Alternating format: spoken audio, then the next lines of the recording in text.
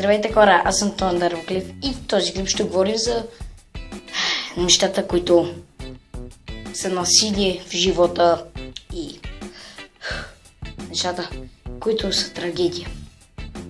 Започваме с нещо номер 1. Училището. Училище. Да, точно така. Математиката. Най-лошият предмет в училище. Учението, което трябва да бъде на всяко дете.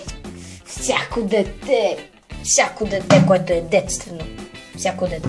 Всяко. Най-много мразя учениците, които искат да знаят абсолютно всичко. Всичко. Някой като този тип. Господине, господине, аз може да ви попитам нещо. Да, какво значи думата, как беше?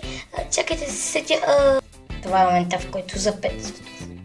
Имах предвид децата, които искат да знаят съвсем страничните неща от урока. Това са едни от децата, като аз съм аз. Господините, извинете, как се казва жена ви? Ще ви кажете ли? Или нямате жена? Как се казва? Ако имате, моля си, кажете ми. Ще ми каже ли? Кошко, има и математика. Ти що питаш такива неща? Айде сега при директора. Тръгвай бързо при директора, че като те плесна един, ще отиеш на другата земя. А пък това са лошите учители. Лошите учители?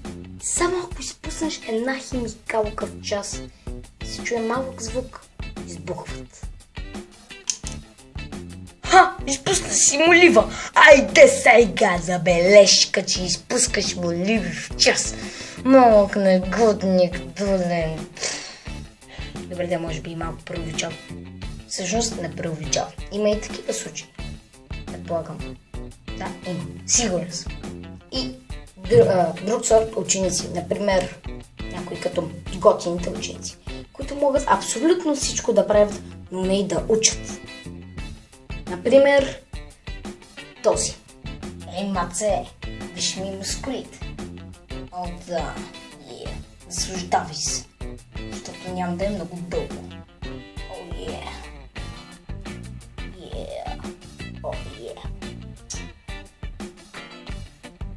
Дай ми номер си, сладурче. И на мен ли хавариш? Ама естествено. Аз ти тази вечер 5 часа. Да, нещо такова. А с оценките получават това. Така, ученици, сега ще получите вашите контролни. Подявалите сега контролни тук. Ще хвърчат глави, начи. Ти, Киро, ти имаш 2. Стига, ще изпукам главата, елате ми тука сега. Да, може да се каже и този сорт ученици. И страшно много мразя момичетата, които се отварят и се правят на най-красивите в класа. Някоя като тази. Аз съм най-красивата, най-умната. Да, yes. Аз съм най-готината. Никой не може да се сравнява с мен и моя творк. Ние, аз и моя творк сме неразделни. Ние сме много добри, много добра двойка. Да, точно така. Много добра двойка. Да го чуят всички. С кой ще се сравняваш, бе? Ти не си по-красиви от това нига в казана. Там е. Няма сега прави на една и голяма та. Но пък в същото време тези момичета клюкарят страшно много. Те са на жълтата преса, черната станция, както искате ги наричате. Както искате. Госпожа, оня там ми каза, оня ти пей там, ми вика, че она нига в казана е по-красива от мен. Не е вярно, нали? Да, не е вярно. Сигурна съм. Кажете, че не е вярна. Да, не е вярно. Че най-хубавата в света. Някои от вас сещат ли се за ученици, които са нахални, искат всичко и винаги, когато вдигне някой друг, те казват, говоря точно преди той да напише това. Изправят на най-умните. Да, изобщо. Даниеле, напиши на дъската азбуката. Добре, госпожа. Не, аз ще кажа, това беше азбуката. Да, това е. Спи да казваш отговорите вместо учениците ми. Някой от вас не се ли сеща за ученици, които не просто са само отлични, но са добри и всичко. И вие завиждате на тях. Предполагам, повечето от вас. Хем са умни, хем спорта, всичко върви. Тук финтове, минтове, нали, баскетбол си знаеш, федербал, народна, всички ги знаем. Само шестиците ги върти. Само шестици.